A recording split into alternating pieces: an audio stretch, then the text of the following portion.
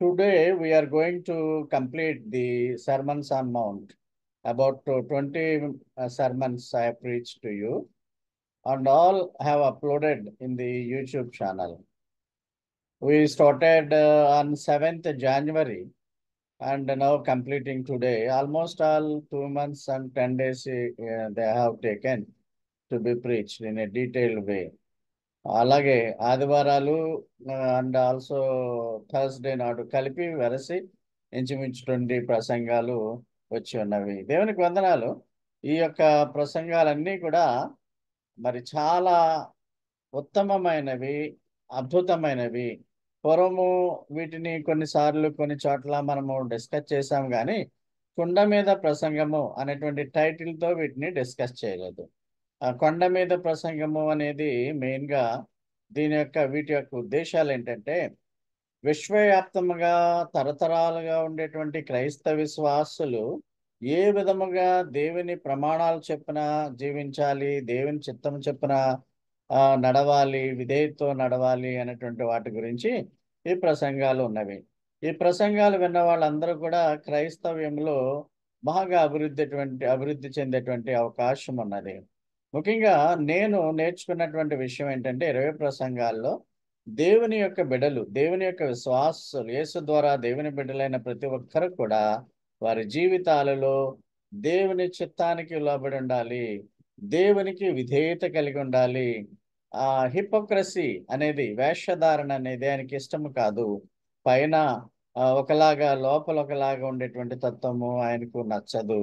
కాబట్టి ఈ లోకములో మనకు ఊపిరి ఉన్నంత కాలము కూడా దేవుని బిడలుగా, దేవుణ్ణి మెప్పించేటువంటి విధముగా, ఆయన్ని సంతోషపెట్టే విధముగా మన బ్రతుకులను మనం కొనసాగించాలని ముఖ్య ఉద్దేశములై ఉన్నవని నేను గ్రహించున్నాను. కాబట్టి obedience to the God and following the path of God, దేవునికి విధేయత చూపించడము, దేవుని యొక్క మార్గములో నడవడము, ఇవి విశ్వాసుల యొక్క లక్షణం. ఎట్టి పరిస్థితుల్లో కూడా విశ్వాసాన్ని వదిలిపెట్టకుండా ఉండాలి. ఈరోజు మనము చివరి ప్రసంగమైనటువంటి 2 బిల్డర్స్ గురించి చూస్తున్నాం. 20వ ప్రసంగం 20th Sermon on the Mount, 2 foundations, wise builder and foolish builder. 2 పునాదులు, 2 ఫౌండేషన్స్, తెలివైన బిల్డర్ మరియు మూర్ఖమైన బిల్డర్.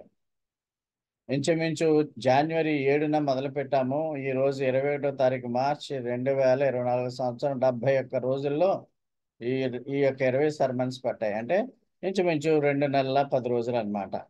వారానికి 2 చొప్పున. మొత్తానికి దేవుని మహాకృప వలన ఆటంకాలు వస్తాయేమో, ఏమన్నా సిక్నెస్ లేకపోతే శోధనలు ఏకదాటిగా ఇవి చెప్పాలి అంటే ఎట్లా ఉంటుందో అనే ఒకసారి అనుమానంతోనే మొదలు పెట్టాను. బట్ దేవుని కృపను బట్టి ఆయన మనల్ని అందరినీ కూడా ఆల్మోస్ట్ ఆల్ జూమ్లోకి వచ్చే వాళ్ళంతా కూడా చర్చ్లో కూడా వీటిని విన్నారు. కొంతమంది విద్యార్థులు మినహాయించి వారు కూడా యూట్యూబ్లో ఫాలో అవుతున్నట్టుగా నేను గమనిస్తున్నాను. కాబట్టి దేవుడు మీ జీవితాల్లో ఈ 20 ప్రసంగాలను కూడా మీకు ఒక రకమైనటువంటి ఆశ్చర్యకరంగా ఆయన అనుగ్రహించును గాక. ఈవేళ నేర్చుకునబోయేటువంటి విషయాలు ఏమున్నాయో మనం చూద్దాం. ఈ కొండ మీద ప్రభు చేసిన ప్రసంగాలలో మళ్ళీ ఒకసారి రివ్యూ చూస్తే మత్తయి సువార్త 5వ అధ్యాయంలో 9 ప్రసంగాలు, 6వ అధ్యాయంలో 5 ప్రసంగాలు, 7వ అధ్యాయంలో 6 ప్రసంగాలు వెరసి మొత్తము టోటల్గా 20 ప్రసంగాలు ఉన్నాయి. చివరి ప్రసంగము ఈరోజు మనము చూడబోతున్నాం. వీటిని మళ్ళీ ఎవరైనా రీప్రొడ్యూస్ చేసుకోవాలంటే యూట్యూబ్ ఫాలో అవ్వండి. కొండ మీద ప్రసంగము అని అనకుండా మామూలు ప్రసంగాల్లో కూడా వీటిని వివరిస్తూ ఉంటారు. ఒక్కొక్క ఉపమానము, ఒక్కొక్క ప్రసంగం కూడా చెప్పుకొనవచ్చును. ఈవేళ ఉపమానం ఏంటంటే wise builder and foolish builder. ఇసుక మీద ఇల్లు కట్టినవాడు, బండ మీద ఇల్లు కట్టినవాడు. సో వైస్ బిల్డర్ ఎప్పుడు కూడా బ్రహ్మాండమైనటువంటి క్రీస్తు అనేటువంటి పునాది మీద, రాయి మీద బిల్డింగ్ వేస్తాడు. అయితే ఫూలిష్ మ్యాన్ వాడి యొక్క ఫౌండేషన్ శాండ్ మీద ఉంటుంది. So we are discussing 2 builders. మత్తయి సువార్త 7వ అధ్యాయము 24, 29 వచనాల్లో మొత్తము ఉన్నటువంటి 6 వచనాల్లో 4 వచనాలు ఈ యొక్క శర్మన్కి సంబంధించినటువంటివి. ఏంటంటే, బండ మీద ఇల్లు కట్టుకునేవాడు బుద్ధిమంతుడు అంటాడు. అయితే ఈ బుద్ధిమంతుడు దేవుని మాటలు వినాలట. దేవుని చిత్త ప్రకారం నడవాలి, దేవునికి విధేయత చూపించాలి. అప్పుడు శోధన వచ్చినప్పుడు, వాన వచ్చినప్పుడు, వరద వచ్చినప్పుడు మీకు రెసిలియన్స్, ఎక్కువ వెదరింగ్ ద స్టార్మ్, ఎక్కువ ప్రమాదం లేకుండా విపత్తులు ఎదుర్కొంటా రెసిలియన్స్ అంటే తిరిగి పుంజుకున్నట్టు అనేటివి కూడా కొన్నిసార్లు మీకు చెప్పడం జరిగింది. వాళ్ళు మళ్ళా ఇబ్బంది వచ్చినా వాళ్ళు మళ్ళా కోలుకునే విధంగా ఉంటారు. అటువంటి విశ్వాసులు బండ మీద పునాది వేయబడినటువంటి వాళ్ళు. 26, 27 వచనాల్లో చూస్తే బుద్ధిహీనుడు దేవుని మాటలు వింటాడు కానీ వాటి చెప్పున చేయడు. వాడు ఇసుక మీద ఇల్లు కట్టుకున్నవాడుగా ఉంటాడు. అప్పుడు వీడు అంటే is not at all A faithful man. He may be knowing about Jesus, but is not having full of faith in Jesus. దేవుడి మీద గొప్ప నమ్మకం కలిగిన వాడుగా వీడు ఉండడు. కాబట్టి వీడు వరదలు వచ్చినప్పుడు, గాలి వచ్చినప్పుడు ఆ ఇల్లు ఎలా కూలిపోతుందో వాడు కూడా మరి దేవుని చేత తిరస్కరింపబడేవాడుగా ఉంటాడు. కాబట్టి దీని నుంచి మనము నేర్చుకునేటువంటి విషయాలు చివరికి ఫైనల్గా కన్క్లూజన్ ఏంటంటే దేవుని మాట వినాలి, విని నడవాలి. వాక్యము వినువారు మాత్రమే కాకుండా వాక్యానుసారం నడవాలి. అది సారాంశం చివరికి వచ్చేది. 28వ వచనంలో ఈ 28, 29 వచనాల్లో మనం చూస్తే యేసు ప్రభు యొక్క బోధ, ఈ 20 ప్రసంగాల బోధకి ఆ కొండ మీద నుంచి ఆయన చెప్తున్నటువంటి మాటలు ఆయన అధికారంతో చెప్పాడు. అథారిటీ. మామూలుగా శాస్త్రులాగా బోధ ఇజ్రాయేలీ బోధకుల వలె, పరిసయ్యుల వలె ఆయన ఏమీ చెప్పలేదు. ఇజ్రాయేలీలు పరిసయ్యులు వాళ్ళకి బోధకులు, ప్రీస్. నేను అలాగే మీకు ప్రీస్ను, అలాగే వాళ్ళ ప్రీస్. వాళ్ళు మామూలుగా ఉన్నదేదో చెప్పేస్తారు కానీ ఇప్పుడు నేను కూడా మీకు వాక్యం చెప్పేటప్పుడు బైబిల్ ఏముందో చూసి చెప్తాను కానీ ఒక అథారిటీతో చెప్పలేను. అది దేవుని నుంచి వచ్చినటువంటి అథారిటీ యేసుకు మాత్రమే ఇవ్వబడింది. అందుకనే యేసు ప్రభు గొప్ప ప్రసంగికుడు, గొప్ప టీచర్ అయి ఉన్నాడు. ఆయన అధికారానికి ఏంటి అథారిటీతో మాట్లాడుతున్నాడు అని వాళ్ళంతా కూడా ఆశ్చర్యపోయాడు అన్నమాట. జనాలంతా కూడా ఈయన బోధకు ఆశ్చర్యపడింది. తర్వాత మనము చూస్తున్నట్లయితే వైజ్ బిల్డర్, ఫూలిష్ బిల్డర్. నువ్వు ఎలాంటిడో చూసుకో. కొండ మీద అంటే పునాది, బలమైన పునాది అనే బండరాయి మీద ఇల్లు కట్టుకున్నవాడవా, ఇసుక మీద ఇల్లు కట్టుకున్నవాడవా? చూడండి, ఇల్లు కట్టుకునేటప్పుడు ఈ ఈ యొక్క ల్యాండ్స్కేప్లో చూస్తే కొండ మీద ఇల్లు కట్టుకోవడానికి కూడా ప్రయత్నం చేస్తున్నాడు. అదే సమయంలో ఇసుక మీద అంటే ఒక లోయలో నీరు వచ్చి ప్రవాహము చేత కొట్టుకొని పోయేటువంటి ప్రాంతంలో వాడు కట్టుకుంటున్నాడు. ఈ ఇద్దరు బిల్డర్స్ కట్టిన ఇళ్ళు ఒకేలాగుంటాయి కానీ అవి పునాదులు భిన్నంగా ఉంటాయి. తుఫాను కూడా దాని మీద కొండ మీద కట్టబడినటువంటి ఇల్లు మీద తక్కువ తుఫాను, అదే విధంగా ఇసుక మీద కట్టబడినటువంటి ఇంటి మీద ఎక్కువ తుఫాను అంటూ ఉండదు. తుఫాను ఒకటే, గృహాలు రెండు కూడా ఒకలాగే కనిపిస్తాయి. అయితే ఫలితము డిఫరెంట్గా ఉంటుంది. ఒకటి కూలిపోతుంది, ఒకటి కూలదు. సో నిలబడి ఉన్నటువంటి ఇల్లు, బండ మీద రాయి అంటే క్రీస్తు అనే పునాది మీద జీవితాన్ని నిర్మించుకున్న వాడి యొక్క ఇల్లు ఎలా ఉంటుంది అంటే, క్రీస్తు మాటలను విని దాన్ని పాటించే వ్యక్తి వారు దేవుని యొక్క తీర్పుకి గురవ్వరు. అంటే వాళ్ళు నరకానికి పోరు. దేవుని మాటలు వినాలి, యేసును నమ్మాలి, ఆయనకు విధేయత చూపించాలి. వాళ్ళకి పరలోకంలో వెల్కమ్ అనేది వస్తుంది. వెల్కమ్ టు ది హెవెన్ అని చక్కగా వాళ్ళకి ఆహ్వానం ఉంటుంది. విని విధేయత చూపేవారు క్రీస్తును తమ పునాదిగా కలిగి ఉంటారు. అంటే వాక్యం విని దాని ప్రకారము నడిచేవారు క్రీస్తు అనే పునాది మీద ఉంటారు. వాళ్ళు ఎప్పటికీ కూడా ఏ శోధన వచ్చినా వాళ్ళు తట్టుకునే ఉంటారు. పడిపోయిన ఇల్లు దేని సూచిస్తుందంటే క్రీస్తు మాటలు వింటారు. చాలామంది క్రైస్తవులు చర్చిల్లోనూ లేక అనేక చోట్ల క్రీస్తు మాటలు వింటారు కానీ వాటి పట్ల విధేయత చూపించరు. అలాంటి వాళ్ళు దేవుని యొక్క ఉగ్రతకు గురవుతారు. అదే విధముగా విశ్వాసములో ఉండకపోయినట్లయితే నరకానికి పోయేటువంటి పరిస్థితి ఉంటుంది. సో, నిలబడి ఉన్న ఇల్లు మంచి బిల్డర్, ఒక స్ట్రాంగ్ బిల్డర్, వైస్ బిల్డర్‌ని సూచిస్తుంది. ఈ విధముగా మన గృహాలంటే మన క్రైస్తవ జీవిత నిర్మాణము క్రీస్తు అనే పునాది మీద నిర్మించుకుంటూ క్రీస్తుని గురించి వింటూ ఆ యొక్క మాటలు బట్టి విశ్వాసాన్ని పెంపారు చేసుకుంటూ ఎల్లవేళలా ఆయనకి విధేయత చూపించాలి.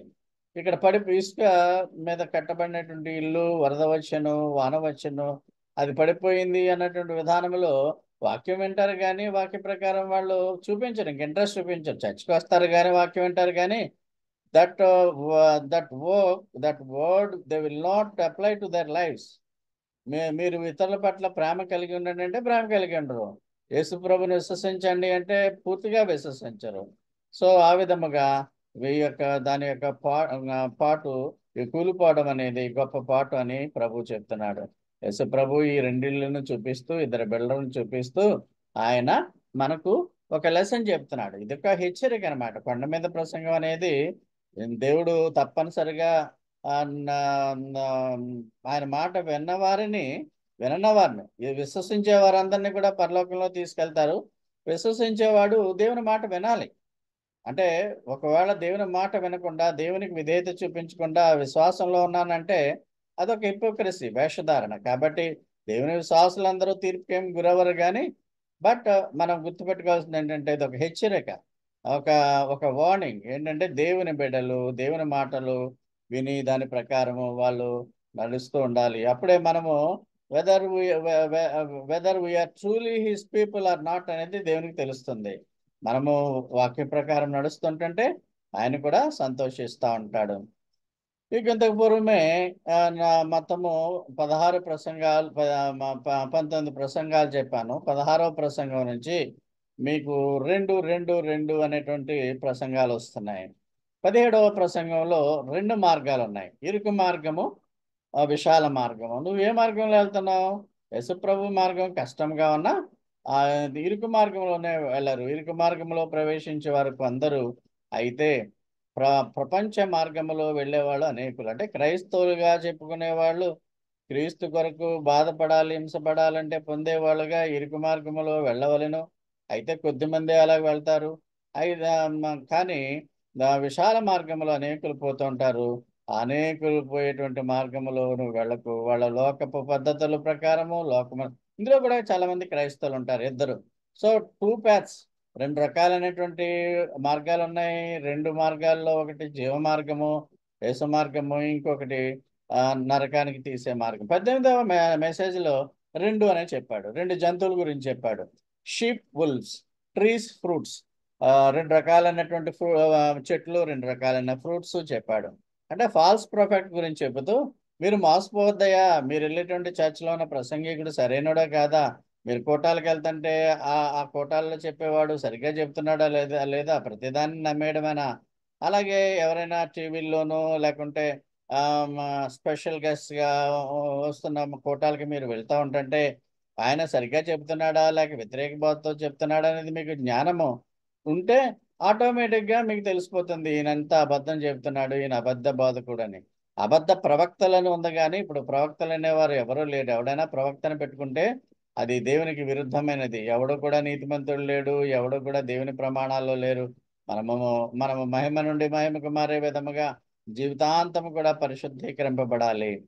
షీప్, గోట్స్ గురించి మనం చూసాం ఆల్రెడీ. గొర్రెలు కుడివైపున ఉంటాయి, మేకలు ఎడమవైపున ఉంటాయి. ఒకళ్ళేమో శపించబడిన వారలారా, ఒక రకమైన జంతువులను గొర్రెలు, షీప్ యేసు ప్రభువుని వెంబడిస్తాం మనం. సో షీప్ గురించి, గోట్స్ గురించి 2 జంతువులు ఒకలాగే ఉంటాయి. కానీ ఒక జంతువు శపింపబడిన విధముగా ఉంటుంది, ఒక జంతువు అది ఆస్వాదింపబడినగా ఉంటుంది. మనం షీప్ వలె ఉండాలి. మత్తయి సువార్తలో 25వ అధ్యాయము 37 నుంచి 46 వరకు వీటిని చూసాం. ఇప్పుడు అనేకమైన గొర్రెలు ఉన్నాయి. గొర్రెల్లో ఈ యొక్క షీప్ చర్మాన్ని వేసుకున్నటువంటి, ముసుగు వేసుకున్నటువంటి వుల్ఫ్ని గుర్తించడం ఎలాగన్నది కూడా మనం చూసాం. 2 ఇక్కడ ఈ పిక్చర్లో చూస్తే రెండు జంతువులు ఉన్నాయి. ఒక జంతువు ఏమో ఉల్ఫ్, నక్క, మోసం చేసే నక్క. అది కూడా బాగు చేసేస్తుంది మేక షీప్ యొక్క ముఖము కప్పుకొని. సో ఇలాంటి ప్రసంగికులు టీవీలో కూడా చాలా మంది చెప్తా ఉంటారు. మీరు చాలా ఒక రకమైన గూస్ బంప్స్ వచ్చేస్తా ఉంటాయి మీకు ఒకసారి. గొప్పగా చెప్పాడు ప్రసంగం అంటారు. కారణం ఏంటంటే మీకు బైబిల్ నాలెడ్జ్ లేదు. ఆయనకి ఏదో కొద్దో గొప్ప నాలెడ్జ్ ఉంది, దాన్ని వక్రించి చెప్పేటువంటి విధానంగా కూడా ఉంది. ఈ ప్రసంగికుడు కింద ఉలుఫ్ లాగా ఉన్నాడు, కానీ షీప్ లాగా ప్రసంగం చేస్తున్నాడు. అది తెలియాలంటే నీకు జ్ఞానం ఉండాలి. ఇప్పుడు మన ప్రసంగాలు 20 ప్రసంగాలు అంటే కొద్దో గొప్ప జ్ఞానం వస్తుంది. 25 ఏళ్ళ నుంచి ఉన్న ప్రసంగాలు అంటే మీకు పూర్తి పరిపక్వత అనేటువంటి జ్ఞానంలో మీరు ఉండుంటారు. మోసగించేటువంటి ప్రసంగికులు వాళ్ళు ఏదో 7 వారాలు రావాలని, 7 వారాలు డబ్బులు ఇవ్వాలని, రకరకాలుగా డబ్బులు మీరు ఇవ్వాలి, బంగారం ఇవ్వాలి, కొంత చెల్లించుకోవాలి, ప్రార్థన చేస్తే డబ్బు, ఈ విధమైనటువంటి కల్చర్ యేసుప్రభు పెట్టలేదు. కానీ మానవ పద్ధతులు పెట్టడం వల్ల చాలా మంది ఆ యొక్క ఫాల్స్ టీచర్స్ బోధకి వాళ్ళు గొర్రె పిల్లలు కూడా మోసపోతున్నాయి. మరి 2 చెట్ల గురించి చెప్పాడు. ఇది ఒక మెడ్రాస్ ఆ కుడుక్క పులి అనేటువంటి ఒక ముళ్ళ చెట్టు ఉంది. అది ద్రాక్ష పళ్ళలాగా ఉంటాయి. చెట్టు చూస్తే ద్రాక్ష చెట్టు లాగా ఉంటుంది. అదే విధంగా ద్రాక్ష పాదు లాగే ఈ ముండ్ల చెట్టు ఉంటుంది. ఫలాలు కూడా ఒకలాగే ఉంటాయి. But you can know them by your taste. అలాగే అబద్ధ ప్రవక్తలను కనిపెట్టవచ్చు. వాళ్ళ గుణగణాలు, వారి యొక్క లక్షణాలు, వాళ్ళ యొక్క ప్రవర్తన, వారి యొక్క ఇంటి దగ్గర బిహేవియర్, సమాజంలో బిహేవియర్, చర్చ్లో బిహేవియర్ బట్టి నువ్వు వాళ్ళని కనిపెట్టవచ్చు అని అన్నాడు. ఆ విధంగా మరి చెడ్డ చెడ్డ 2 రకాలైన పండ్లు వస్తాయి. చెడ్డ చెట్టు నుంచి మంచి పండ్లు రావు, మంచి చెట్టు నుంచి చెడ్డ పళ్ళు రావు. యాపిల్ చెట్టు నుంచి యాపిల్ పళ్ళు వస్తాయి. ఆ ఆ, ఆ, ముండ్ల పొదల చెట్లు కూడా పైకి ఒకలాగే ఉంటాయి, కానీ యాపిల్ చెట్లాగా వాటి ఫ్రూట్స్ వేరేగా ఉంటాయి. అందుకనే ఈ ప్రసంగికులు సరైన వారా కాదా అనడానికి వాళ్ళ యొక్క ఫ్రూట్స్ను మీరు బట్టి తెలుసుకుంటారని మనం చూస్తున్నాం. సో గొర్రెలు తోడేళ్ళు ఒకలాగే ఉంటాయి. ఆ అలాగే ఆరోగ్యకరమైన చెట్లు, వ్యాధిగ్రస్తులైన చెట్లు ఒకలాగే ఉంటాయి పైకి. అంటే ముండ్ల చెట్టు, ద్రాక్షవల్లి చెట్టు ఒకలాగే ఉంటాయి. విశ్వాసులు అవిశ్వాసులు కూడా ఒకలాగే ఉంటారు. క్రైస్తవ చర్చిలోకి వచ్చే వాళ్ళంతా కూడా విశ్వాసులు, నీతి నిజాయితీ కలిగిన వాళ్ళు, దేవునికి విధేయత కలిగిన వాళ్ళని మనం తెలియదు. అయితే మనము ఎవరితో ఎక్కువ ఫెలోషిప్లో ఉండాలనే దానికోసం వీరు నిజంగా దేవుని మార్గంలో వెళ్తున్నారా లేదా అన్న విషయాల్ని గ్రహించడానికి మాత్రమే, అలాగే ప్రసంగికుడు సరిగ్గా దేవుని మార్గంలో నడిపిస్తున్నాడా, సత్యాల్లో నేర్పిస్తున్నాడా అన్నదానికి మాత్రమే రుజువుగా వారి ఫలాలను మనం గమనించాలి. విశ్వాసులుగా కనిపించే వాళ్ళంతా విశ్వాసులు కాదు, అవిశ్వాసులుగా మనం అనుకునే వాళ్ళు అవిశ్వాసులు కాదు. అయితే విశ్వాసులుగా ఉండే వాళ్ళు దేవుని చిత్తాన్ని నెరవేర్చాలి, దేవుని యొక్క మాటలు బట్టి నడవాలి. వాక్యం విని ఆ దేవుని చిత్తంలో నడవలేని వాళ్ళంతా కూడా పడిపోయిన ఇంటి వల్లే ఉంటారు. ఇంకా 19th సెర్మన్ లో మనం చూస్తే సెల్ఫ్ డిసెక్షన్ అంటే స్వీయ మోసం. మనల్ని మనం మోసం చేసుకుంటాం. ఒకడు తను హెచ్చుగా చూసుకుంటా ఉంటాడు. వాడి థింకింగ్ ఎప్పుడు కూడా హై హై లెవెల్లో ఉంటుంది.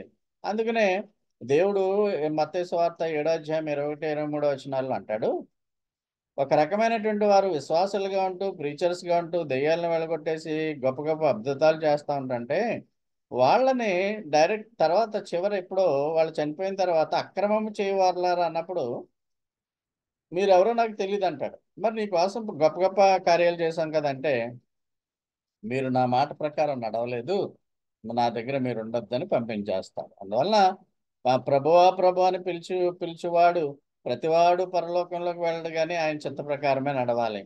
అలాగే ఇక్కడ మనం ఒక హిపోక్రసీ చూస్తున్నాం. ఈ ఇక్కడ 2 వ్యక్తులు ఉన్నారు, 2 ప్రార్థనలు ఉన్నాయి.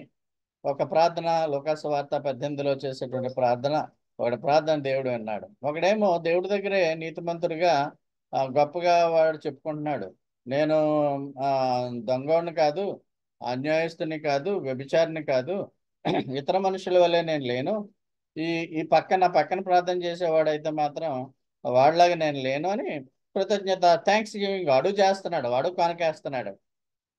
ఇంకా చెప్తున్నాడు, వారానికి 2 సార్లు ఉపవాసం చేస్తాను, నా సంపాదన అంతట్లో 10వ భాగం ఇస్తున్నాను. ఈ సుంకరైన వాడు మాత్రం ఏమి ఇవ్వడు అని వాడి మీద కూడా కంప్లైంట్ చేస్తున్నాడు. అహంకారి, అహంభావి. ఈ ఈ ప్రార్థన యేసుప్రభు వినలేదు. అయితే రెండవ వాడు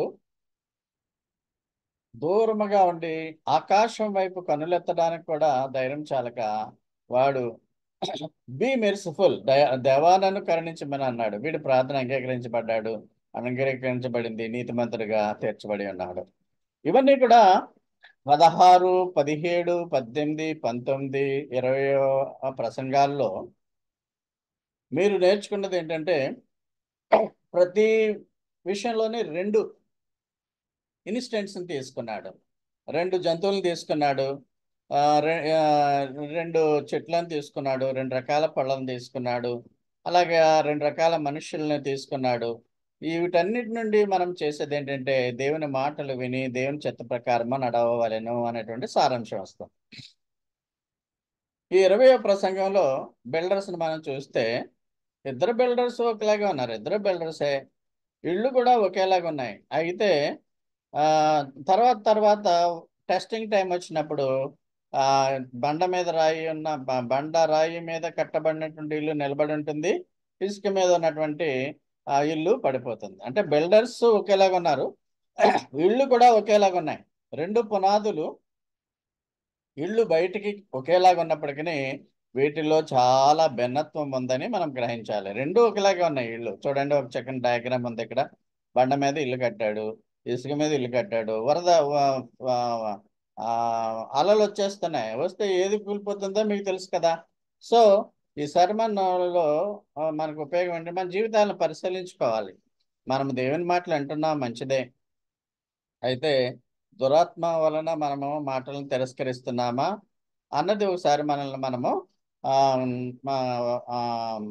అప్రైజ్ చేసుకోవాలి, బేరీ చేసుకోవాలి. జ్ఞానవంతుడు ఎప్పుడు కూడా దేవుని మాటలు విని, నేనేమంటా ఉంటాను నా ప్రసంగాల్లో, మాట విని వాటిని కనీసం ప్రాక్టీస్ చేయడానికి మీరు ప్రయత్నం చేయండి.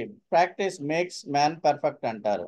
అంటే మనం కొంతకాలానికి పరిపూర్ణత చెందామని దేవుడు చెప్తా ఉంటాడు.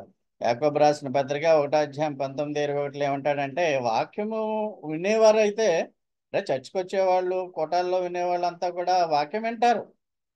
విని వాక్య ప్రకారం నడవకపోతే మిమ్మల్ని మీరు డిసీవ్ చేసుకుంటున్నారా అర్థం అనమాట. అందువలన we should be practical Christians. మనము వాక్యం వాక్యంలో అభివృద్ధి పొందుతున్నప్పుడు మన బిహేవియర్లో, మా తల్లిదండ్రులతో మాట్లాడే విషయంలో, టీచర్స్తో మాట్లాడే విషయంలో, ప్రొఫెసర్స్ని డీల్ చేసే విషయంలో, సమాజంలో మనం అనేక మంది వ్యక్తులు మనం కలవాలి. క్రీస్తుకున్నటువంటి విధేయత, ఆయన శిలువ మరణం పొందినంతగా విధేయత చూపించాడు యేసుప్రభు. ఆ రీతిలో మనము మన యొక్క జీవితమే ఒక సాక్ష్యం. మన జీవితం ద్వారా మన వాక్యాన్ని విని వాక్యము ప్రకారం నడుస్తామని చెప్పడానికి నీ బిహేవియరల్ యాటిట్యూడ్, యానిమల్ బిహేవియర్ అని ఉంటుంది, హ్యూమన్ బిహేవియర్ అని ఉంటుంది. యానిమల్స్ అన్నీ కూడా చక్కగా నైస్గా ఉండవు. ఆవు కూడా చాలా మంచి జంతువు అంటాం, కానీ దాన్ని ఏదైనా కొట్టినా అది తిరగబడి కొమ్ములతో పొరిసేస్తూ ఉంటుంది. మనుషులు కూడా పైకి కామ్గా ఉన్నట్టుగా ఉంటారు, కానీ వాళ్ళు క్రూరులుగా ఉంటారు. క్రైస్తవులు కూడా పైకి చాలా మంచి వాళ్ళుగా ఉన్నప్పటికీ కొంతమంది క్రూరత్వాన్ని కలిగి ఉంటారు. ఎందుకంటే వాళ్ళు వాక్యం వింటారు, ఎవ్రీ సండే చర్చ్కి వెళ్తారు, 10వ భాగాలు ఇస్తారు, ఆ యొక్క పరిసేయుడులాగా ఉపవాసాలు ఉంటారు. మేము లెంట్లో 40 రోజులు ఉన్నాము, ఉపవాసాలు 40 రోజులు కూడా చర్చికి వెళ్ళామంటారు. బట్ దే ఆర్ హిపోక్రైట్స్, అవిశ్వాసులు. విశ్వాసులమని పైకి చెబుతూ అవిశ్వాసములో ఉండేవారు. నువ్వు అలాంటి వాడిగా ఉండకుండా ఉండాలని దేవుడు కోరుకుంటున్నాడు. వాక్య ప్రకారం వినాలి, దాని ప్రకారం నడవాలి, ప్రయత్నం చేయాలి అని ఇక్కడ యాకోబు రాసిన పత్రిక 1లో ఆయన క్లియర్గా చెప్తున్నాడు. యాకోబు రాసిన పత్రిక రెండవ అధ్యాయంలో ఏమంటున్నాడంటే, దేవుడు ఒక్కడే నువ్వు నమ్ముతున్నావు, మంచిదే, నమ్మి విధేయత చూపించాలి. మంచి దెయ్యాలు కూడా నమ్ముతున్నాయి, వణికిపోతున్నాయి. ఎందుకంటే అవిధేయత. దేవునికి ఎప్పుడు వ్యతిరేకంగా ఉంటాడు. లూసిఫర్, సాతాను, అపవాది, అనుచరులు, దురాత్మలు, ఇవన్నీ కూడా దేవుడు అన్నాడు, దేవుడు అక్కడే, యేసు ప్రభు దేవుడు అనే అన్ని వణుకుతాయి కానీ బట్ అవి విధేయత చూపించవు. నువ్వు ఎలా ఉన్నావు ఒకసారి కంపేర్ చేసుకో.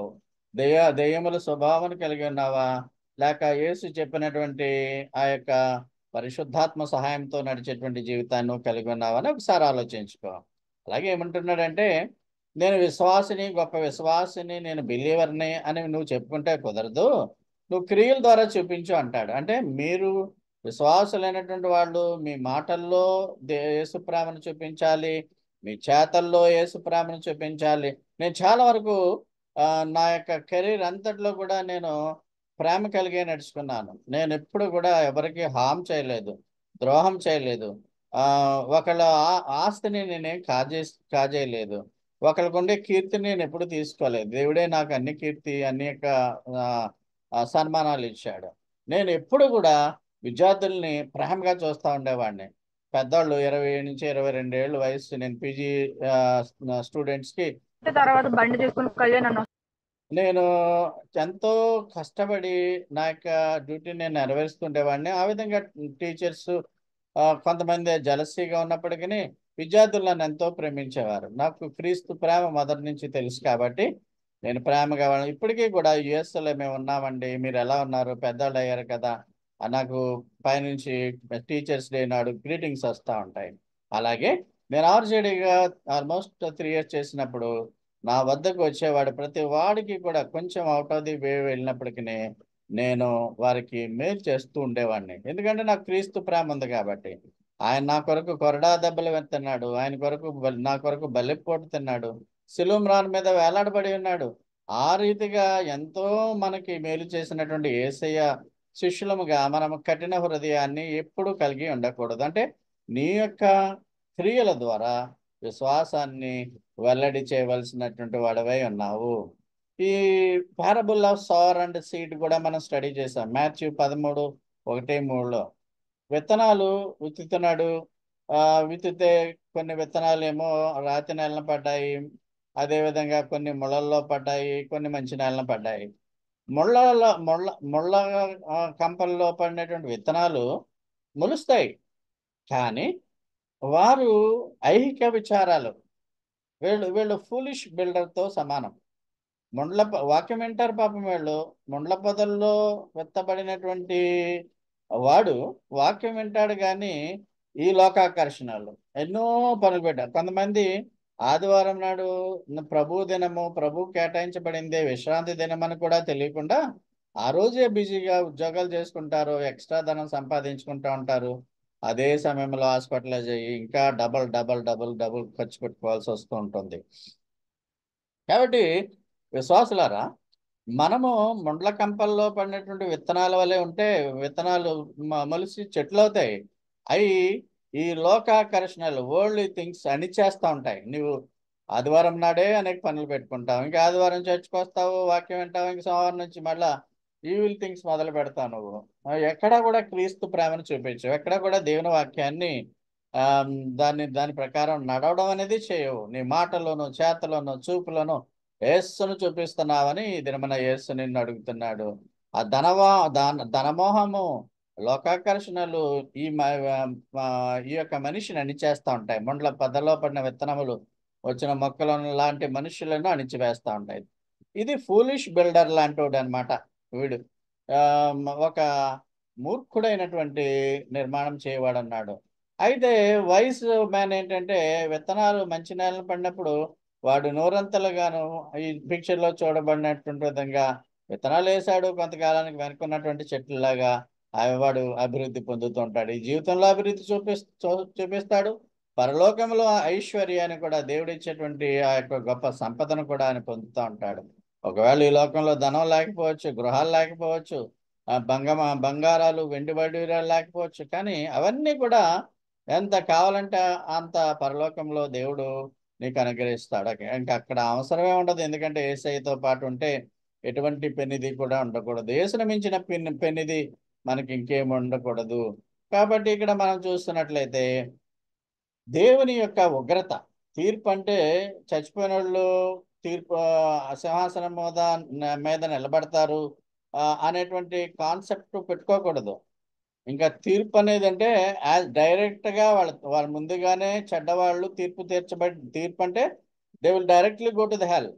అయితే యేసుని నమ్మినటువంటి పరలోకంలో వెళ్ళే వారికి క్రీస్తు సింహాసనం దగ్గర తీర్పు అంటే కిరీటాల కోసం తీర్పు. అంతేగాని గొర్రెలు మేకల్లాగా రెండు విభజించి శపించబడిన వారులారా అని ఆయన అనేటువంటి పరిస్థితిని ఎలాగ అర్థం చేసుకోవాలంటే ముందుగానే ఇంక చనిపోగానే వాళ్ళు శాపగ్రస్తులు కాబట్టి అవిశ్వాసులు they will go to the hell, అదే తీర్పు. అయితే విశ్వాసులు చనిపోయినప్పుడు పరలోకంలోకి వెళ్తారు, పరదేశంలో ఉంటారు. యేసు మధ్యాకాశానికి వచ్చినప్పుడు మహిమ శరీరాలు వస్తాయి, పరలోకంలోకి వెళ్తారు. అక్కడ తీర్పు ఉంటుంది. ఈ తీర్పు ఏంటంటే కిరీటాలు పొందడానికి వాళ్ళు వాళ్ళు చేసినటువంటి ఆ గొప్ప విధేయతను బట్టి కిరీటాలు వస్తాయి. రక్షణ అనేది నమ్మకం బట్టి వస్తుంది, కానీ కిరీటాలు మాత్రము మన యొక్క సాక్షి జీవితం బట్టి, విధేయత బట్టి, మనం ఏ విధంగా యేసు మార్గంలో నడిచామో దాన్ని బట్టి ఉంటాయి. కాబట్టి క్రీస్తు మాటలను విని పాటించాలి అని దేవుడు కోరుకుంటున్నాడు. మనం అప్పుడు నిత్య జీవంలోకి చక్కగా మనము ఆహ్వానించబడతాం. అయితే క్రీస్తు మాటలు విని దాన్ని పాటించిన వాడు తప్పనిసరిగా, అంటే ఇప్పుడు విశ్వాసంలో ఉంటున్నామని విశ్వాసలాగా బిహేవ్ చేయకుండా యేసును నమ్మామని యేసు మాటలను ధిక్కరిస్తూ జీవిస్తే నువ్వు రక్షింపబడిన వాడు కాదు. రక్షింపబడిన వాళ్ళంటే విశ్వసించిన వాళ్ళంటే వాక్య ప్రకారం నడవాలి. తప్పప్పులు వస్తే పశ్చాత్తాపడాలి దేవుని దగ్గర. ఆ రీతిగా మరి నువ్వు నీ జీవితాన్ని మార్పు చేసుకో అని దేవుడు అడుగుతున్నాడు. పశ్చాత్తాపం చెందడం. చేసిన తప్పిదాలు మనం ఎన్నో తప్పులు చేస్తాం విశ్వాసులుగా ఉంటూ కూడా. దేవునికి ఆయస్కరమైన మార్గాలు ఉంటాయి. వాటన్నిటిని మనం తప్పించుకోవాలంటే పశ్చాత్తాపడాలి. మన విశ్వాసము ద్వారా రక్షింపబడుతున్నా మంచిదే. We are saved only by the grace of God and faith in Jesus, మంచిదే. కానీ నువ్వు ఫలించడి కొమ్మలాగా ఉండాలి, ఫలించడి ద్రాక్షలాగా ఉండాలి. కారు ద్రాక్షలు కాసేవాడిగా నువ్వు ఉండకూడదు. వినడము, పాటించటము దేవుని రాజ్యానికి చెందిన వారి యొక్క లక్షణము. దేవునికి వందనాలు. సుమారు 2.5 months ఈ యొక్క ప్రసంగాలన్నింటినీ కూడా, కొండ మీద ప్రసంగాలన్నింటినీ కూడా దేవుడు మీకు చెప్పడానికి నాకు ఇచ్చినటువంటి ఆరోగ్యం బట్టి, సమయం బట్టి, మీకు ఇచ్చిన ఓపికని బట్టి దేవాది దేవునికి వందనాలు. ఇవన్నీ కూడా ఫైనల్ కన్క్లూషన్లో మనం ఏం చూసామంటే మన వాక్యాన్ని వినాలి, పాటించాలి, దేవుని రాజ్యంలో ఆయన ప్రమాణాల మేరకు జీవించాలి. God bless you all.